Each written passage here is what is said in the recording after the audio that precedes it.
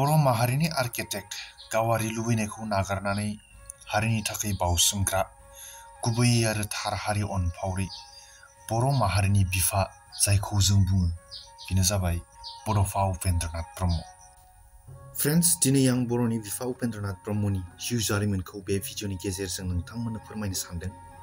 हारिनि इयुन जोलैनि थाखाय बड'फानि बागै मिथिना मोननो थाखाय बे भिडिअ मोनसे गोरलै राहा जागोन। नोंथांमोना भिडिअखौ जोबजासिम नायलांबाय था आरो नोंथांमोननि उन्दैफोरनोबो बे भिडिअखौ दिन्थि। लोगोसे भिडिअखौ लाइक शेयार खालाम आरो चेनेलखौबो साबस्क्राइब खालामनानै बेल आइकनखौ अलाव थुनानै हो। फैदो दानिया जागायनोसै।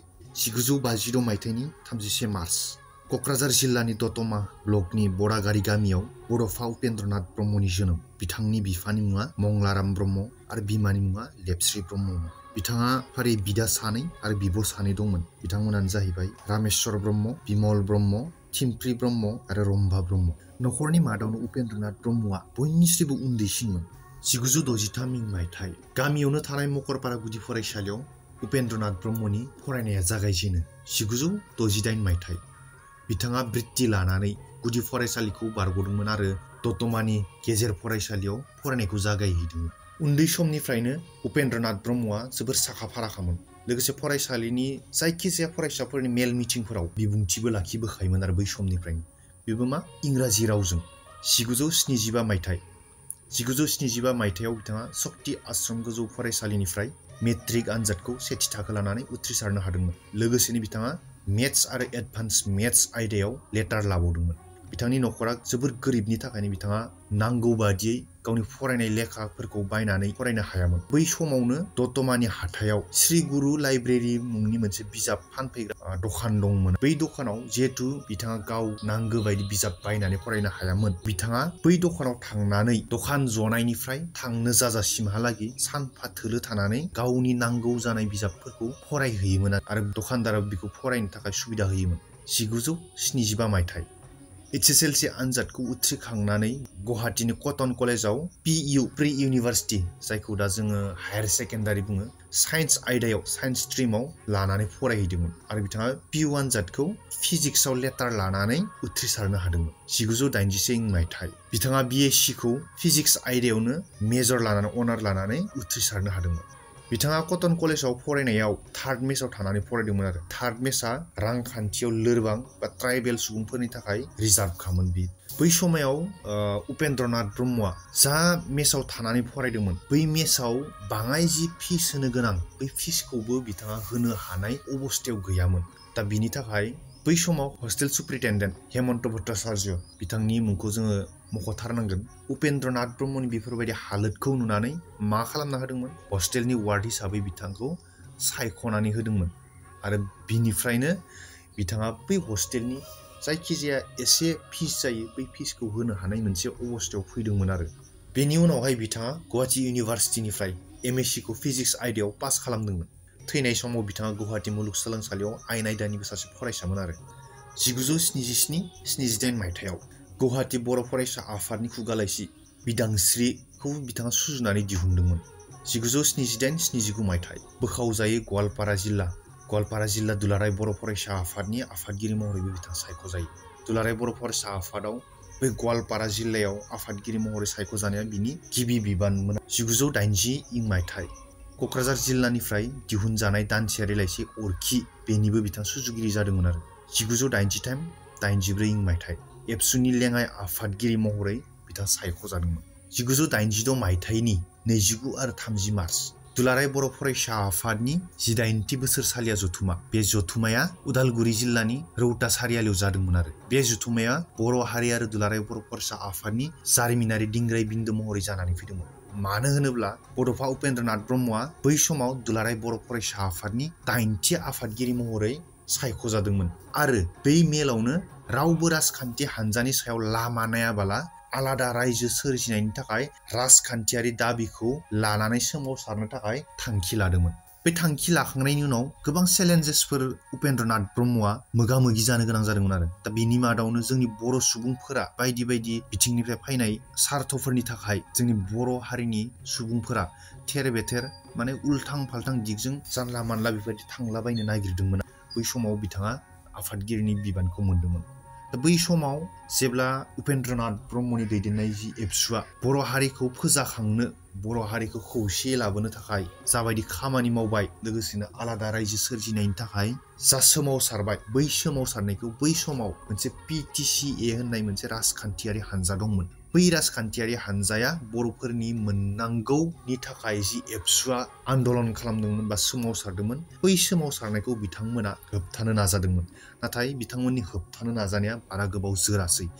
1985 आसाम गोरोबथा मावफुंनायनि मुङाव बै समनि आसाम सरकार AGP दा जायखौ जों बुङो अखम गण परिषद बिथांमोना थागिबि सुबुंफोरखौ खास हानिफ्राय जेराव दङ बेनिफ्राय होखारनो थाखाय बिथांमोना लाहार फाहार खालामदोंमोन। लोगोसेनो असमियानि हारिमु आरो बिथांमोननि जि राव असमिया राव बे असमिया रावखौ बुंथारनांगौ फरायथारनांगौ महरै बिथांमोना जाबसिननानै होदोंमोन। बैफोरबायदि जाबसिननाय नासयनायखौ नुनानै 1987 मायथाइनि 24 फेब्रुवारि खालि आसामनि चिफ मिनिस्टार प्रफुल्ल कुमार महन्तनो आलादा रायजोखौ लाफानानै मोन 92 दाबि दैखांनानै गांसे गोसोखांलाइ एबसुआ गथायदोंमोन। आरो बै एखे गोसोखांलाइखौनो इन्डियानि प्राइम मिनिस्टार बै समनि राजीव गान्धी बिथांनोबो हरनाय जादोंमोन आरो हम मिनिस्टार बुट्टा सिंनोबो बै एखे गोसोखांलाइखौ हरनाय जादोंमोन। आरो बै एखे गोसोखांलाइखौनो 1987 मायथाइनि 28 फेब्रुवारि खालि भारतनि हादोरगिरि गियानी जेल सिंनोबो दैथायहरनाय जादोंमोन। बै एबसुआ गथायनाय मोन 92ता दाबिफोराव बर' हारिनि गांनाय उखैनाय थैनाय थांनाय गासैबो बेरखांजोबखादोंमोन। 1987 मायथाइनि 2 मार्च बड'लेण्ड सोमावसारनायखौ जागायजेनदोंमन। बै साननिफ्रायनो गणतान्त्रिक खान्थिजों फारियै सुबुं गौमा उखैहाब सोमावसारनाय लामा जथेनाय बायदि बायदि हाबाफारिखौ लादोंमोन। 1987 मायथाइनि 12 जुन गुवाहाटीनि जर्ज फिल्डआव मोनसे जारिमिनारि सुबुं गौमा जानानै थांदोंमोन आरो बर'फोरनि हिस्ट्रियाव। बे सोमावसारनायाव क'क्राझारनि भाटिपारा गामिनि थाखो 10आव फरायबाय थानाय फरायसा सुजित नार्जारियाबो बाहागो लाफैदोंमोन। सोमावसारनाया जोबखांनानै न' फारसे थांफिनबाय थानाय समायावनो बरमानि सोनाबजा थानाय टिहु बुंनाय मोनसे जायगायाव माखासे एन्टि बर' सुबुंफोरा सोमावसारनायाव फैनाय गारिफोरखौ गाग्लोबदोंमोन आरो बे गाग्लोबनायावनो सुजित नार्जारिया गावनि आगोमा जिउखौ खोमानानै बड'लेण्डनि गिबि मुंख्लं जानो गोनां जादोंमोन। आरो दा 12 जुनखौ बड'लेण्ड मुंख्लं सान महरै फालिनाय जायो। आरो बै सुबुं गौमायावनो बड'फा उपेन्द्रनाथ ब्रह्मआ डिभाइड आसाम 50-50 बे स्ल'गानखौ गिबि खेबनि थाखाय आवरायग्रोजेनदोंमोन। 1987 मायथाइनि 10 नभेम्बर गोदान दिल्लीनि बट क्लाबाव एबसुआ मोनसे सुबुं गौमा खुंदोंमोन।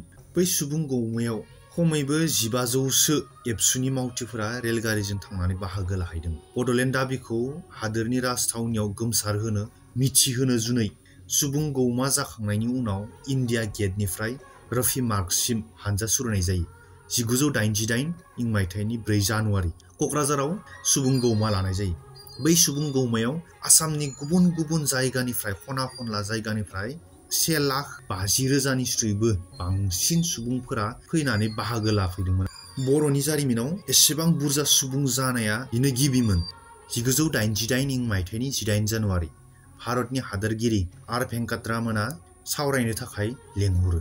बेनि उनावबो सोमावसारनाय हाबाफारिया सोलिलांबाय थादोंमोन। बेनि उनाव मोन 33तासो सोमावसारनाय लालांबाय थानायनि उनावबो सरकारा मोनबो इन्टारेस्ट दिन्थियैनि थाखाय खेबसेयैनो 1000 घन्टा आसाम बन्द फोसावदोंमोन। बे हाबाफारि जागायनाय लोगो लोगोनो सरकारा रायलायनो थाखाय लेंहरनायसै। बे रायलायनो थाखाय लेंहरनायनि थाखायनो फोसावनाय बे हाबाफारिखौ दोनथ'नाय जादोंमोन। 1989 मायथाइनि 28 आगस्ट एबसु आरो बर' सुबुं सोमावसार आफाद आसाम सरकार आरो भारत सरकारनि गेजेराव गिबि थाम खनायारि सावरायनाय जादोंमोन। बे सावरायलायनायाव एबसु आरो बर' सुबुं सोमावसार आफादनिफ्राय थांनाय 40 सोद्रोमानि हानजाखौ उपेन्द्रनाथ ब्रह्मआनो दैदेनदोंमोन। आसाम सरकारनिफ्राय गिबि मन्त्रि प्रफुल्ल कुमार महन्त आरो भारत सरकारनिफ्राय मिरु अनसाय मन्त्रि राजेन्द्र कुमार बाजपेयीमोना बे सावरायनायाव बाहागो लादोंमोन। बेफोरबायदि सावरायबाय थानाय समावनो उपेन्द्रनाथ ब्रह्मआ मोनसे गानो रोङै बेराम केन्सारजों जे गाग्लोबजानानै दङ रावबो गमखौनो मोनाखैमोन। दा बिथाङा थामथि खेब सावरायनायसिमल' बिथाङा बाहागो लानो हानायसै।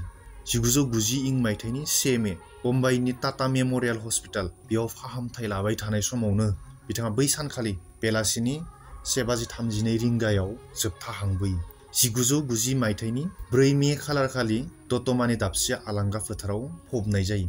बड'फा उपेन्द्रनाथ ब्रह्म बिथांखौ फबनाय जायगाखौ दा जोङो थुलुंगाफुरि मुङै मिथिनाय जायो। बे थुलुंगाफुरिया दतमायाव दङ। नोंथांमोना माब्लाबा थांबा हाबनानै नायहैबानो जाबाय जायफोर नुफेराखै।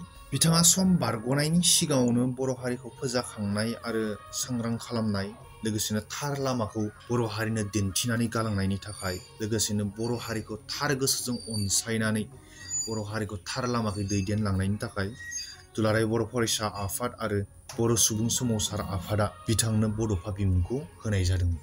फ्रेन्ड्स, दिनै आङो बड'फा उपेन्द्रनाथ ब्रह्मनि जिउ जारिमिनखौ लानानै जिखिनि खोथाखौ नोंथांमोनजों सावरायबाय, बैफोर सावरायलायनायाव बिथांनि जिखिनि बिहोमा, बिथांनि जिखिनि जिउजों नांफानानै थानाय जिखिनि बाथ्राफोर, बैफोर बाथ्राफोरा आंनि बे भिडिअ गासैबो बेरखांजोबाखै। दा बेनि थाखाय आङो साफ्रोमबो बर' रायजो राजानियाव निमाहा बिबाय।